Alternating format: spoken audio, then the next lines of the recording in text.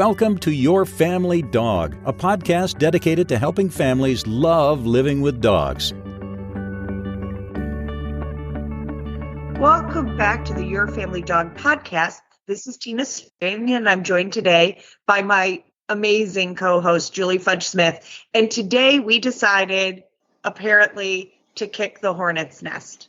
So both Julie and I have had long careers counseling families in particular about how to handle and manage and try to improve relationships between their dogs and their kids and their families.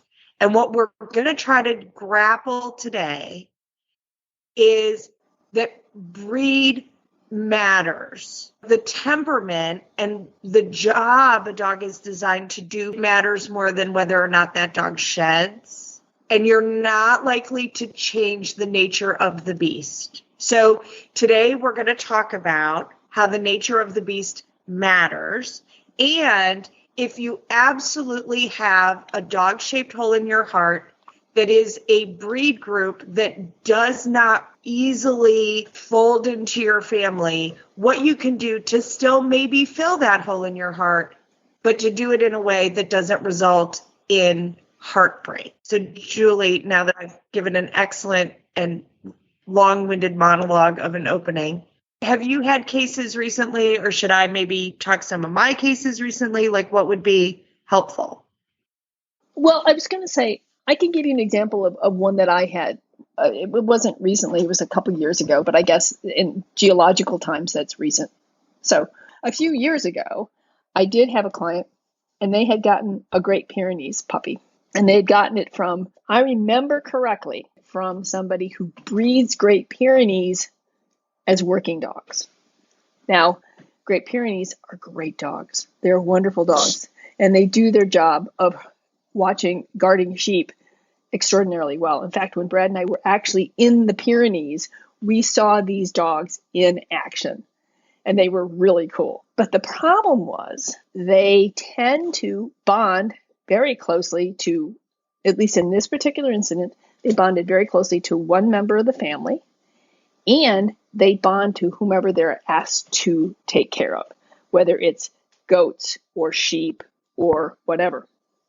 And so these people had a small herd of goats, like 4 or 5, and it was very bonded to the goats, and it was very bonded to the wife. And it tolerated the rest of the family, but it really loved the wife.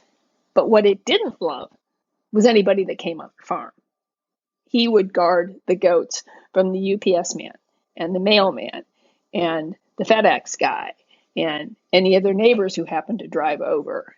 And their job is to protect this herd. And I remember we were in the Pyrenees, and Brad and I were turning our car around. We backed into a small driveway or like bump in the road. And we stopped to check the map, and this head rose up in our rear view mirror of a Great Pyrenees, and he was having none of us being that close to his sheep. And so she was trying to get me to teach this dog to be accepting of strangers. And I'm like, you're asking me to try and change the fundamental nature of what this dog was literally bred to do for centuries. And is that fair to the dog? And especially if they have a Great Pyrenees in the city. I don't understand that at all. These people lived on a farm.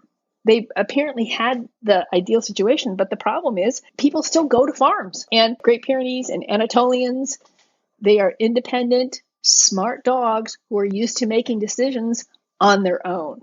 And so their idea of your suggestion for me to come is merely a suggestion, is part and parcel of who these dogs are, and may or may not make them a good member of the family. So that was the most recent incident I had, which was to try and get me to figure out a way to fundamentally change the nature of the dog, which I can't do because I'm not God. Right. So, sometimes we can get creative and we can do really good workarounds, but it's not elegant typically. And it's far easier to just have a better fit from the start. So livestock guardian dogs are designed to guard from man and beast. They are also beautiful. They are some of the most gorgeous dogs I've ever seen in my life. Absolutely. Yes. And the idea of having a protector in the house, for all of us, the world's a little fascinating at the moment.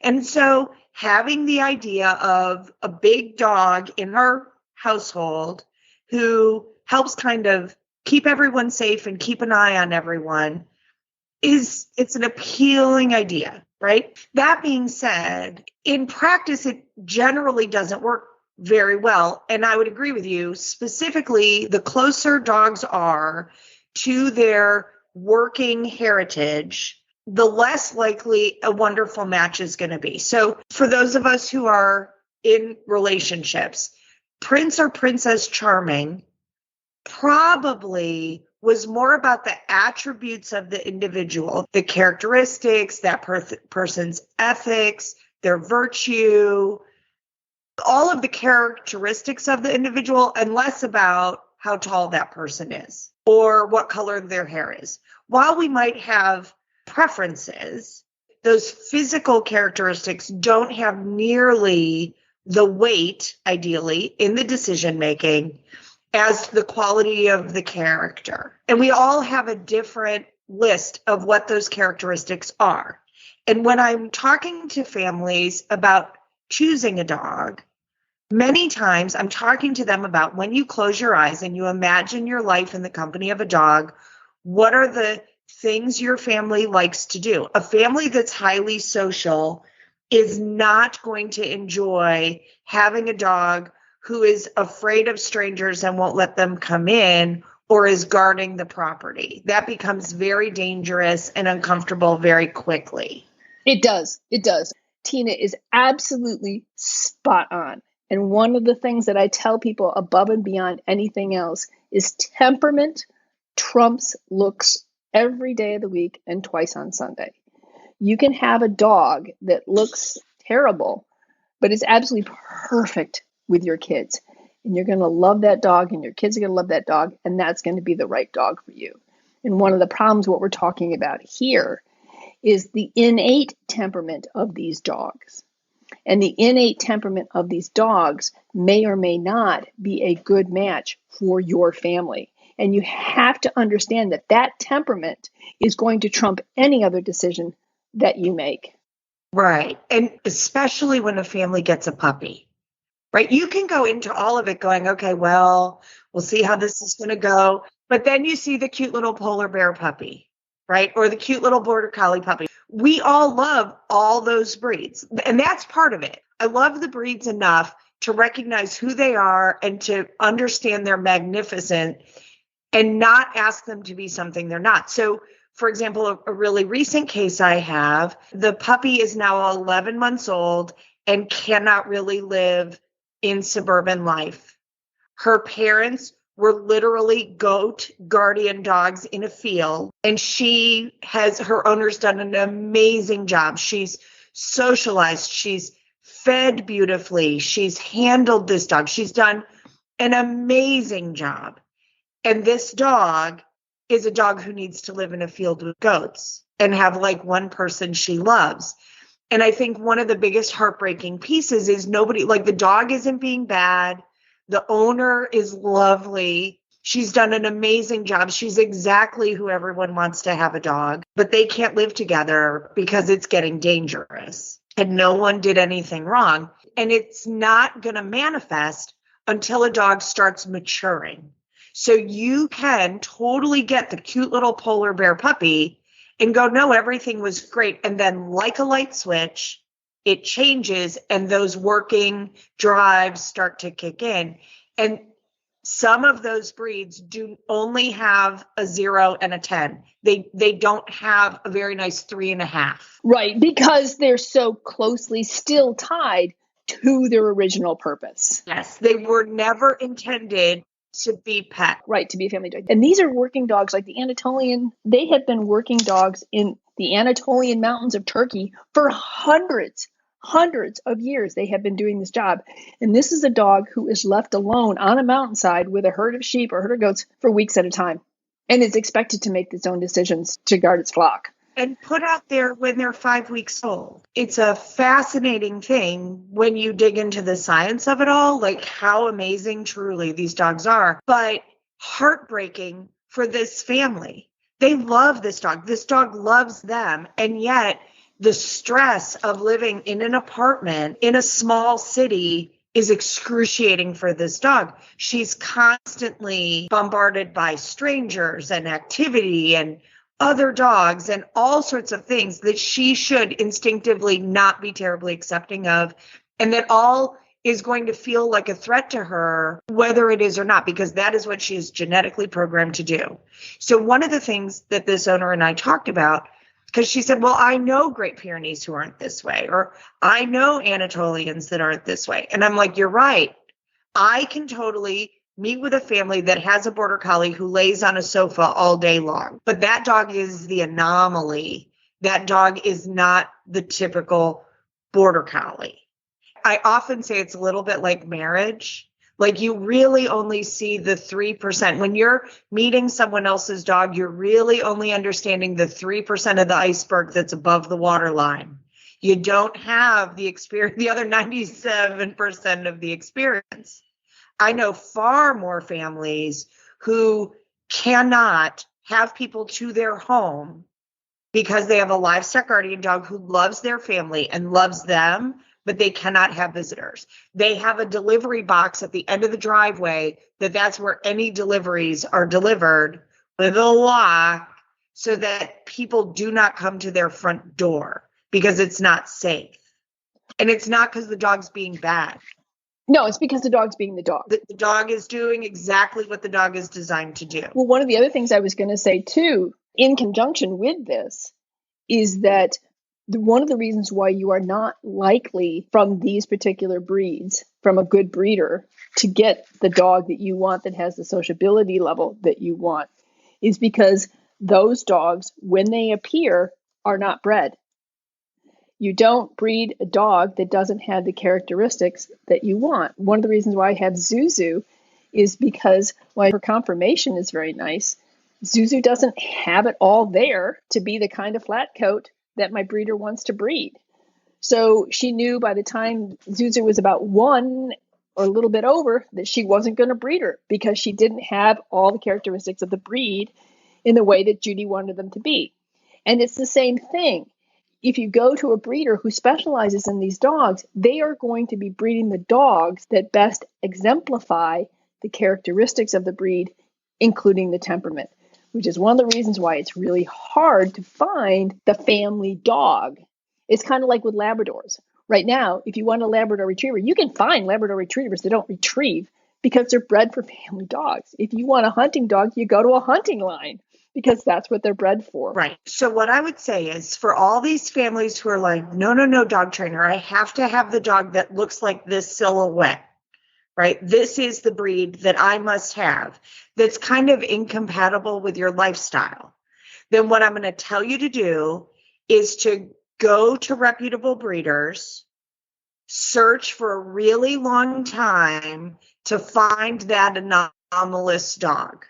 And then drive wherever you need to drive to go pick him or her up so that you get a dog who is a perfect fit for your family.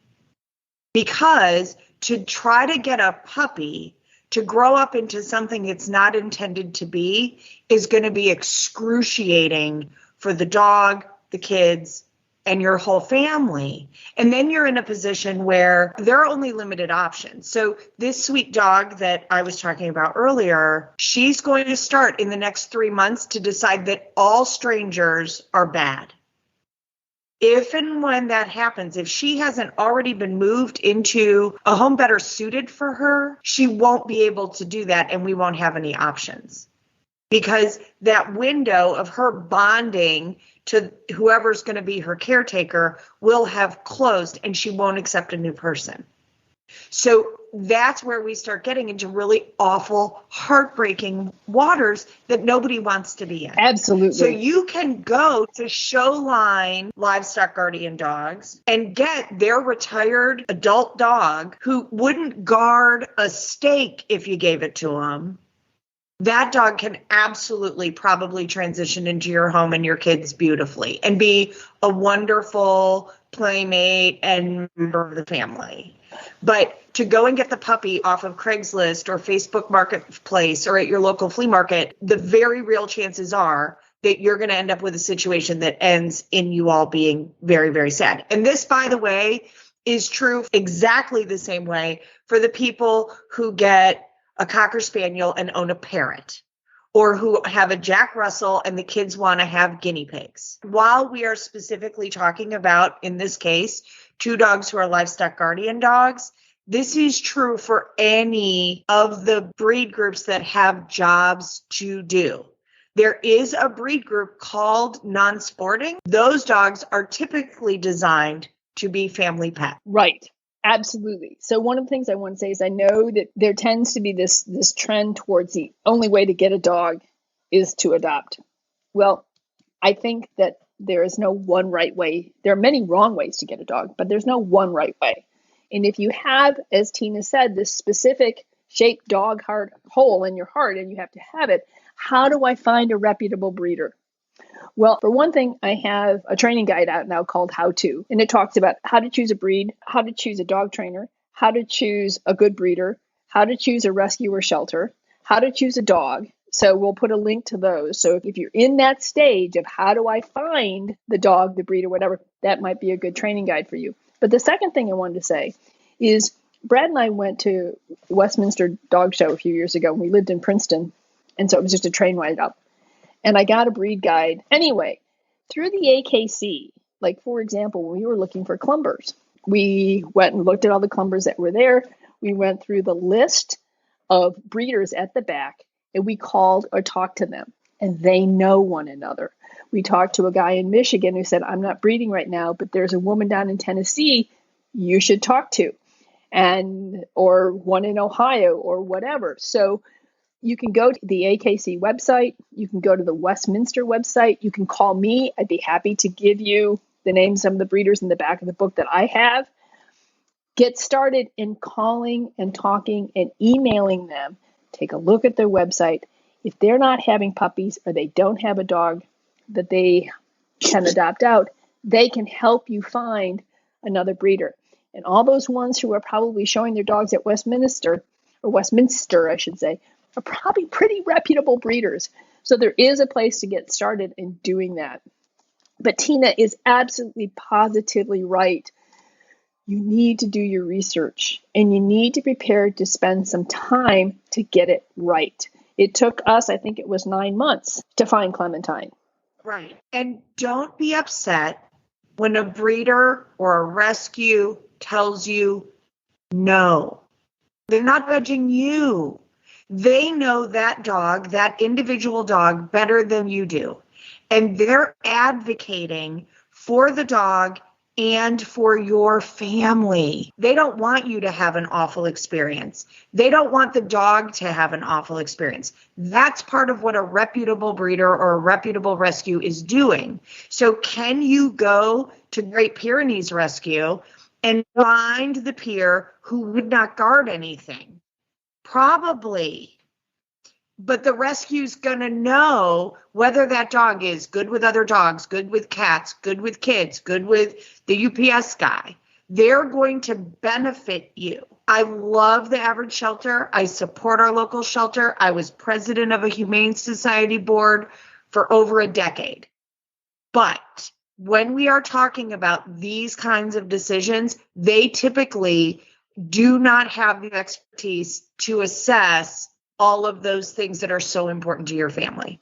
For many of them, their system is completely overloaded, especially if they're a public intake shelter and they are doing the absolute best they can. But they generally are just really, their primary mission is get dogs in homes. And they sometimes simply don't have the time and resources to do evaluations and to get to know a dog very well. Where rescue, those dogs are living in someone's home. And I'm not beating up on shelters. I'm not, I promise. Absolutely amazing dogs shelter. If your situation's not super complicated, you can go evaluate, or you can take a reputable trainer with you to help do some sort of evaluation of that dog before you bring it home. But I'm not going to bring home just any guy because he's over 5'3" and likes cars. Like, the qualifications for being my partner in my family is more considerable than that list. Right. And so I think it's important to understand that a reputable breeder should be asking you a lot of questions, should be asking you a lot of questions about your lifestyle and your home and, how do you plan on exercising the dog? And I remember when I called Judy, my flat coat breeder, she and I talked on the phone well over an hour before she agreed to let me come and see her dogs. I still had to fill out the application and the long sheet. It almost feels like it's more difficult than adopting a child. But what they're trying to do is make sure that their dogs, as you said, are in the best possible situation and that they give you the best possible dog for your situation. So work with them. They're there to help you. Because they know what they have. Right. And they also know their breed better than you do. And so they may be asking you questions about your lifestyle and how do you plan on walk the dog and what kind of training do you want to do and so on and so forth, because they need to know whether or not their breed is actually compatible with you. Right. It will sometimes feel like nudging. I try to say to people, it's kind of like shoe shopping. If I go to the shoe department and I'm like, hey, this is what I need, and this is what size my feet are, it doesn't matter how cute or awesome or perfect all of the shoes that don't fit me are. I can admire those shoes, but they're not going to be a good fit. And that doesn't mean, well, in the case of my feet, they're probably never going to be a good fit. But what I would say about breeds and breed groups is, as our life changes, as we develop and mature, sometimes we do grow into a breed or a breed group that maybe wasn't a great fit at one developmental stage, but is at another. Good point. Very good point. Tina, you're just making all the great points today. And I'm just sitting here going, yeah. I'm just going to reiterate what Tina said so that maybe I sound smart too. You're just hoping they're all mad at me, that I get all the hate mail. No, you're absolutely right. Your lifestyle changes. I know that when we first got married, the dog that we got was a great dog, and he fit into our family to begin with when we started having kids. Clementine being Clementine, and we love her to death, but I'm kind of glad we don't have kids right now because, kids do things like, I don't know, for goodness sake, set their plate on the counter. Heaven forbid they should do that. And Clementine's like, oh, you must have put it up there for me. So, it's hard enough for Brad and I to keep the counters clean, much less to try and do it if we had 3 or 4 kids. So while she's a happy, fun dog and she's great with the grandkids, on a daily basis, it would be exhausting. Let's put it that way. So I kind of feel like, you grow into and maybe out of dogs. Although I don't think I could ever grow out of flat-coated retrievers because I just had this huge flat-coated retriever section of my heart. It just is. I can't do anything about it. Right. And so what I would say is finding the individual dog that's the right fit is really, really important. And again, so according to the Mayo Clinic, no dogs are hypoallergenic. It's whether or not an individual is having a reaction to an individual dog. And by the way, that won't show up while the dog's the puppy because their coat texture is different. They're not producing dander. So I just see so much heartbreak that if we had done things a little bit different way, it might have been really different without a bunch of heartbreak. Honestly, the families who do what I ask them to do usually don't need me. Yes. They never pay me a penny. Absolutely. And I will sing all day long how lovely that is, right? Like, please get the right dog and have it seamlessly fit in your home. And to be clear, the vast majority of the time, what I direct the people to is something completely different than what they had in mind when they started the journey. But when they bring that dog home and they live with it for 6 months, they're like, for goodness sakes, we would have missed out on a really amazing fit. Yes. And again, the dogs that I loved in my youth that I was like, I'm going to have one of those. Thank goodness I had them in my youth because at 52, I am no longer a good fit for many of those breeds. It doesn't mean they're not amazing dogs, and it doesn't mean I'm not a great owner. I recognize who I am and how much time I have and how much bandwidth I have. Right. So, I might be able to do the work to look good in a bikini at 52, but I'm probably not going to. So I'm not going to get a German short-haired pointer and suddenly take up marathon running. Like, that's not likely to happen, which would mean that I would need to find an adult German short-haired pointer who loves cats and doesn't want a bunch of exercise. So as a family, when you're thinking about adding another dog to your household, I want you to begin with making a list of what are the things our family likes to do today, and what are we going to enjoy doing ideally over the next 15 years. Also, thinking about how social your family is. For my household, we're relatively introverted. So having introverted dogs who aren't highly social isn't a major problem. We have one hugely social dog. He goes and does outings when I have to do something out in public where he needs to be comfortable with all manner of people touching him because he's down with that. Our other three dogs are like, hey, how are you? But they don't want a long-term relationship with every stranger they meet. That's okay. That's how my life is designed. If I still had school-age kids and there were 30 kids bebopping in and out of my house every day, that would not be a good fit and it would be very uncomfortable. So dogs are just not infinitely adjustable. The same way we're not infinitely adjustable. So if you begin with what our family does and what we're going to do in the future, and then you add what are the characteristics of a family dog in our household, then typically you can contact a reputable breeder or behavior professional who can help you navigate finding the right dog. And we're not selling dogs. I don't have an inventory of dogs that I'm trying to place in homes. So I'm genuinely on your family's team and on any dog's team to find the right spot. Absolutely. To be honest, we live with a dog who is excruciating to live with. He is very uncomfortable to live with.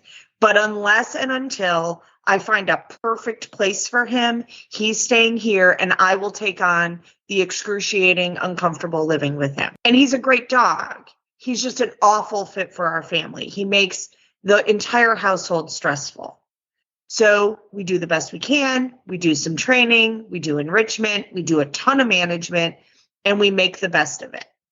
But I don't want that for any family. I said to Christopher the other day, there was a time I had 3 elementary school age children and 9 dogs, and it was easier than these 4 dogs and no kids. Oh, and I think at that point we had 4 cats too. It was easier. So I think back to how easy all of those dogs were. And I will tell you, as much as I love the dogs we have, I would prefer to have dogs that were easier fits into our life. Right. You know, it's interesting to me is that a lot of my friends who are trainers, we have easy dogs. And it's not necessarily because, well, at least in my case, it's not necessarily because I'm a fabulous trainer. It's because I sought out easier dogs in my own life. Because I deal with the difficult dogs all day long, I wanted to come home to something that was a little bit saner for me. So I think that working with a trainer is something, to consider doing as well, because they've probably seen a lot of different things and they probably know because they've seen a situation that might be similar to yours, or they've been in a situation that's similar to yours, or they've had, like Tina's had, times in her life where things were really easy with the dogs and times when it's difficult. I've had difficult times with some of my dogs too. So we have a great deal of sympathy for the situation that you're in, but we also have a great deal of experience with a variety of situations and can probably help you get directed towards a dog that's going to fit into your life. Well, and to be clear, 3 of the 4 dogs that we live with, I didn't choose. They were owner surrenders or came from rescue. Now, in the case of the rescue I dealt with, and I love them, they didn't know the dog was deaf. Now, I don't know if it's they didn't have him very long or if honestly it's a pug and they don't really listen to you anyway. So they were like, maybe he just doesn't listen when you ask him to do stuff, right? Like it took us, I'm a professional trainer. It took me forever to arrive at, no, I think he's actually like seriously hard of hearing or deaf. It's not like he held up a sign and was doing ALS. It's kind of hard to tell sometimes because deaf dogs learn how to compensate in an environment to a certain extent. And so it can be something that's a little bit sticky to figure out. But what I would say is 3 of the 4 dogs in my household are here because they were awful fits for someone else's house. Again, it's not the people's fault, and it's likely not the dog's fault. The dog that's excruciating to live with, his prey drive is through the roof. That is what makes him difficult to live with. It's a terrier. He's doing exactly what he is designed to do. I just prefer not to have dogs in my HVAC system. So, he's positive he heard something. Like, he's not being bad. He's just, you got to be on top of your game, knowing what's going on in order to manage him, to keep him from hurting himself or destroying our house. And again, he's not being bad. He's not being malicious. He's very sweet. He's just not easy to live with because he has very high drive. Right. Well, one of the things that I also wanted to mention was, as I said, it took us 9 months to find Clementine. I had one family whose dog they chose to humanely euthanize due to serious behavior problems. And they wanted another dog. It took us 2 years to find them the right dog. And they were really patient. And I would say, okay, I think I found a dog that might work for you. Go check it out. And they would go and they would check it out and say, it's a lovely dog, not for us. When I finally found Rudy, they were like, this is it. And Rudy has been, every time I see them at Mass, they're like so excited because this is 3 years after Rudy entered their home. And every day they feel like this is such an incredible gift to our family. And that's what I think Tina and I are striving for. What we're trying to say to you is we want you to wake up every day and look at that furry little face and say, thank the Lord that this little guy arrived in our household because I can't imagine life without him. That's one of my success stories. I've had other ones where it hasn't gone nearly as well, but I always sort of default to that saying, if you are willing to put in the time and the willingness to say, no, my heart's not singing on this one, you will find the right dog. And so be sure to welcome questions that breeders or rescues may ask you. Ask a lot of questions yourself. Have a clear idea of what it is about a dog that makes your heart sing.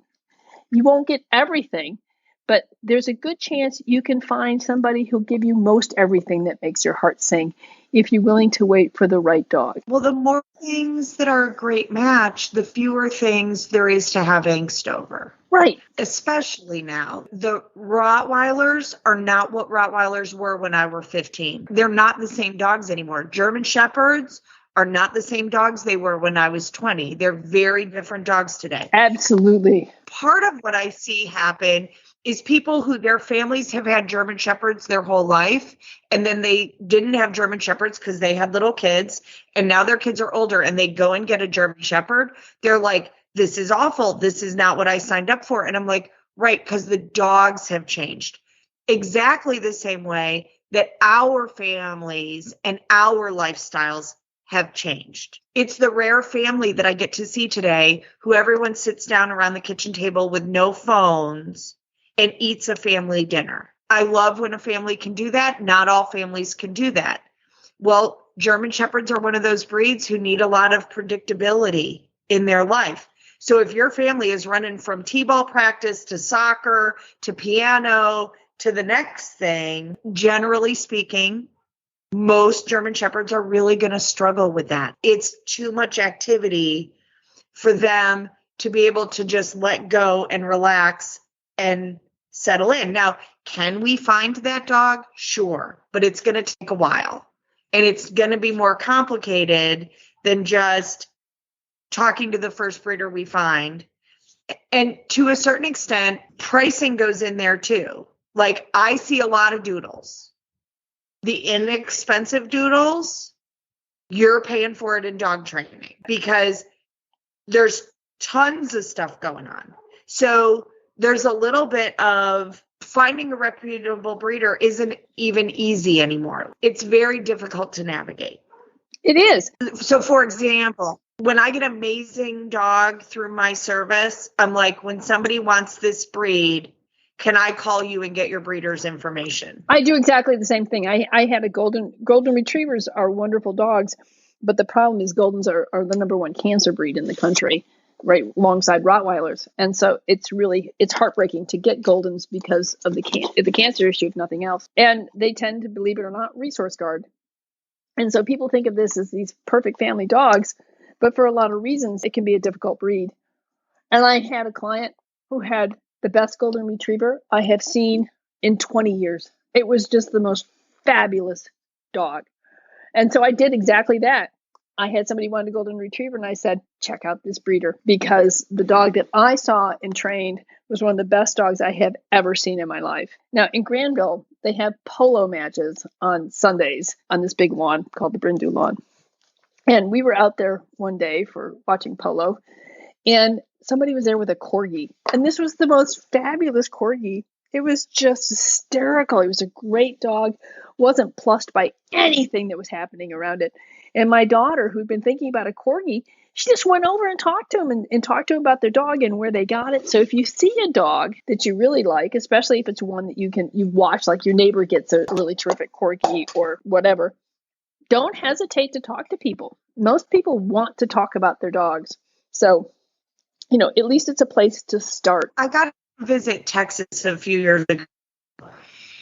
And Texas is one of those places that I have considered that if I didn't love where I lived, that is one of the places I've considered. I have extended family who live there. I have been told many, many times that I would very much enjoy Texas. And so when I went to visit, I asked random people who were friendly, which was pretty much everybody, friendly and polite, like a beautiful mix. But I said, what's the best thing about Texas? And what's the worst thing about Texas, right? The same thing. If you said to me, what's the best thing about your pug? I would say he takes absolutely nothing seriously.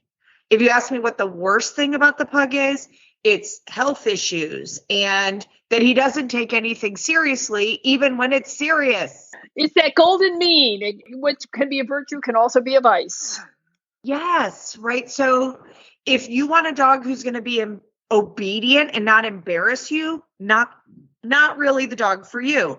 And he's very funny.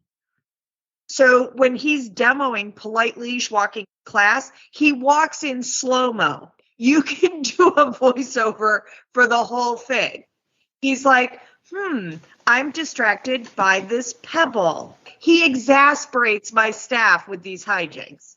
He's just being funny. He's just a plucky little dude. My two pariah dogs from Turks and Caicos, I do not expect them to be highly social dogs. They're just not going to be. They have a short list, probably 30 people who they adore. And we are always working to make that list a little bit bigger and to expand their world a little bit. But to try to have these dogs when I had young kids would have been awful. It would have been a bad fit for the dogs, and it would have been awful for the kids. I wouldn't have been able to just leave the door unlocked and let people blast in and out. Yeah, so I think that it's just take a solid measurement of your lifestyle. Take a solid measurement of how active you are. Take a solid measurement, how much money do you want to spend? Because that's going to make a difference too. And just be willing to take a step back, do the research, ask the questions, talk to people. Get yourself a trainer to help you if necessary. And there are some trade-offs. You have a trade-off with the flat coats, right? Health is a huge concern, right? It's huge. So you have been willing to navigate, okay, we're going to have health insurance for the dog. We're going to monitor health like a hawk. We're going to do whatever genetic testing we can do. And we're going to brace ourselves that we might not have a long life with this dog. But your family decided that all of the benefits of a flat coat make up for those things you need to be concerned about, right? You've made that trade. And we all hope Zuzu lives forever, but your heart is probably a little bit guarded that you're like, the cancer thing's a problem. Right. And in fact, last week she was at the vet because when we got back from our vacation in Georgia, she wouldn't jump on the bed, which she normally do. And I'm like, That's not right. And this goes on for 2 days. And I immediately called the vet and said, I need to get her in because of the fact that these dogs suffer from histiocytic sarcoma. And oftentimes it's reflected in their joints. And so I got her in. It turns out she had a little bit of a compressed disc in the thoracic region, and it's treated with prednisone and rest. And she's doing fabulously and absolutely no indication of histiocytic. But I wasn't going to wait because this is a hideous cancer that's very quick, and you want to stay on top of it as soon as you can. So it's just one of those consequences of that particular breed. So that's the other thing is that it boils down to is if you have an Anatolian shaped heart and you really need to have one, make sure you truly understand what this means to have this breed and what it's all about that particular breed. Because I think if you don't, you're in for probably some real heartache. We can't only choose the attributes we want, and we don't get to decide how much that attribute is going to present. So again, we get back to the nature of the beast. Right. There's some of it that's not all that adaptable and changeable. Right. So I think the lesson to be learned here is when you begin to suspect, or if you suspect that this was not a good decision, or that things are starting to go in a direction you don't think that they should go, or your dog is exhibiting behavior that makes you uncomfortable, dogs grow into their behaviors, not out of them. So the soonest you notice behaviors that are disconcerting to you or maladaptive perhaps to your environment, get yourself a good positive reinforcement trainer to evaluate the situation so that your options remain open. You don't want to get to the point where you have forced your dog and yourself into very few, if no other alternatives. So especially if you're dealing with a breed who's closely related to its original purpose and you start having issues related to that disposition, get yourself help sooner rather than later. It might be remediable, it might not, but you want to leave as many options open as possible. Right. Because you don't want to wait. So part of it is like our hearts just want it to go well. Like, oh, maybe she'll grow out of it. And even a well-meaning trainer will be like, well, we can do all this management. We can do all these things. In the end, there's a certain amount of the nature of the beast that you are not going to change. And so I run the risk that everyone listening to the podcast is going to be really, really angry with me that somehow I'm saying something ugly about people or families or any specific group of dogs. I promise you I'm not. There's a little bit of holding up a mirror that this is who these dogs are intended to be. And unless you have a situation that matches the lifestyle that that dog is intended to fit into, it might bear taking some time and reevaluating whether or not that's the best choice for your family and for the dog. Because I want your heart to sing. I want people to love their dogs and to love their families and for it to be easy, or at least as easy as it can be, right? To be a great fit. So do your research, talk to people, contact somebody who knows the breed really well and can explain the advantages and disadvantages so that you can more realistically evaluate whether this is the right breed for you. Talk to a trainer if problems begin to arise, and make sure that you and the dog are both happy in your lifestyle choices together.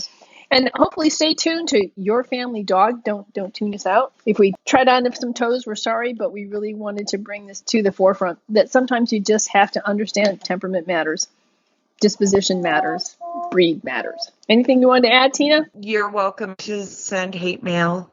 We'll try not to take it personally. So it's one of those things like I can only give you my 30 some years of experience, right? I'm sure that you can find a whole slew of people who would say that I'm being unfair and I'm wrong and whatever, right? That they can fix anything and that's okay. They are welcome to their opinion. Take their opinion in too. What I would say is I tend to value the information that I don't want to hear, at least as much as the information I do want to hear, right? I don't want a whole bunch of confirmation bias.